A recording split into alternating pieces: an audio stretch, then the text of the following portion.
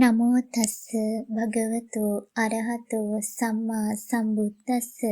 අටවන පාඩම අකුසල චෛතසික සංප්‍රයෝගය. අකුසල චෛතසිකයන් අතුරෙන් මෝහ, අහිරික, අනුත්තප්ප, උද්ධච්ච යන චෛතසිකයෝ සතර දෙන අකුසල සාධාරණයෝය. ඒ සතරත් වෙනසක් නැතිව අකුසල සිත් සියල්ලෙහිම යෙදේ. ලෝභය ලෝභ මූල සිත් 8හි යෙදේ. දිට්ඨිය දිට්ඨි සංප්‍රයුක්ත සිත් 4හි යෙදේ. මානය දිට්ඨි විප්‍රයුක්ත සිත් 4හි සමහර විට යෙදේ. දෝස, ඉස්සා, මච්චරිය, කුක්කුච්ච යන 4 දේශමූල සිත් 2හි යෙදේ. එයින් ඉස්සා, මච්චරිය, කුක්කුච්ච චෛතසික 3 යෙදෙන්නේ සමහර අවස්ථාවලය. තීන මිද්ද 2 සසංකාරික සිත් 5හි යෙදේ. ඒවා යෙදෙන්නේද සමහර අවස්ථාවකය. විචිකිච්ඡාව විචිකිච්ඡා සහගත සිතෙහි පමණක් යෙදේ. අකුසල සිත් සියල්ලෙහිම යෙදෙන චෛතසික 4කි. ලෝභ මූල සිත්වල පමණක් යෙදෙන චෛතසික 3කි. දේශ මූල සිත්වල පමණක් යෙදෙන චෛතසික 4කි.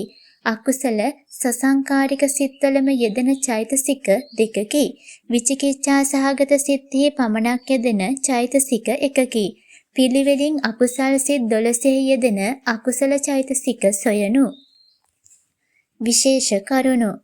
අකුසලයන්ගේ දොස් දක්නා නුවණ ඇතොත් අකුසල් සිත් නූපදී. එසේම අකුසලයේ පිළිකුල් කරන හිරිය හා එයට බියවන ඔත්තප්පේ ඇති කලෙහි අකුසල් සිත් නූපදී. කුසල ධර්ම විශේෂෙහි සිත පිහිටා ඇති කලෙහිද අකුසල් සිත් නූපදී. සෑම අකුසල සිතක්ම ඇතිවීමට එහි ආදීනවය වසන මෝහයත්, එයට ලැජ්ජා නොවන අහිරිකයත්, බිය නොවන අනුත්තප්පයත්, සැලෙන උද්ධච්චයත් තිබිය යුතුය. එබැවින් මෝහ, අහිරික, අනුත්තප්ප, උද්ධච්ච යන 4 සියලුම අකුසල් සිත්වල යෙදෙන බව කියනු ලැබේ. පංචස්කන්ධයේ ආත්මයක්ය, නිත්‍ය දෙයක් යනාදීන් ගන්නා දෘෂ්ටිය ඇතිවන්නේත්, තමා උසස් යනාදීන් ගන්නා මානය ඇතිවන්නේත් පංචස්කන්ධය කෙරෙහි ඇල්ම වූ ලෝභයත් සමගමය. එබැවින් දෘෂ්ටි මාන චෛතසික 2 ලෝභ මූල සිත්වල මිස අනෙක් සිතක ඇති නොවේ. නිත්‍යාදී වශයෙන් ගැනීමය, උසස් යනාදීන් ගැනීමය යන මේ දෙක එකිනෙකට වෙනස් බැවින් කිසි කලෙක එක් සිතක එකවර ඇති නොවේ. දෘෂ්ටි සංප්‍රයුක්ත සිත්වල මානය නොයෙදෙන්නේ ඒහිණි. මාත්සර්ය තමාගේ වස්තුන්හි ඇල්න ලෝභය නිසා හටගන්නකි.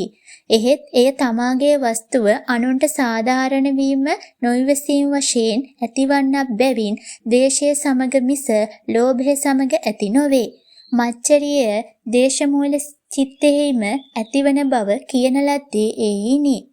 සිත දුබල කරන, වැඩට අයෝග්‍ය කරන තීන මිද්ද චෛතසික 2 දුබල වූ සසංකාරික සිත්වලම යෙදේ.